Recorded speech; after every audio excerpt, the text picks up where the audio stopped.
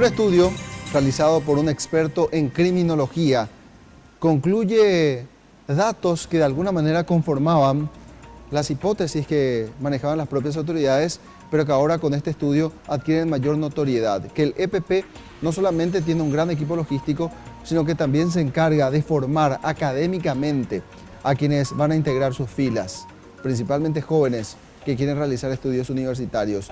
Un trabajo de criminología hizo un experto, más bien en criminología, hizo este trabajo en 3 años.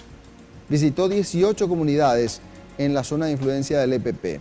Los descubrimientos más importantes hablan de que los guerrilleros pagan la facultad a hijos de campesinos.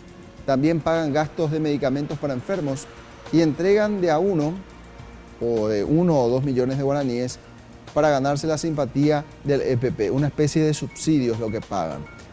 Si denuncian los miembros de la comunidad donde ellos trabajan, que son vistos o que conversaron incluso con ellos, el grupo EPP amenaza que los matará y también extiende la amenaza a los demás componentes de cada una de las familias.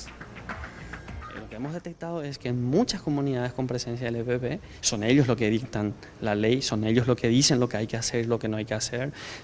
Gente deseosa de estudiar que no puede acceder al estudio sí encuentra en el EPP maneras y mecanismos de estudiar.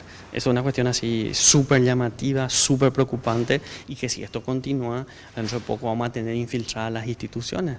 O sea, si a mí me hizo estudiar el EPP, o sea, cuando me reciba, ¿qué hago? ¿Dónde actúo? ¿A quién le debo fineza? Son todas estas preguntas que debemos seguir analizando. Una mujer que está por parir, que no tiene forma de asistencia, sí dan transferencia directa monetaria, 1 millón, 1,5 millones, 2 millones para que vayas al médico. Entonces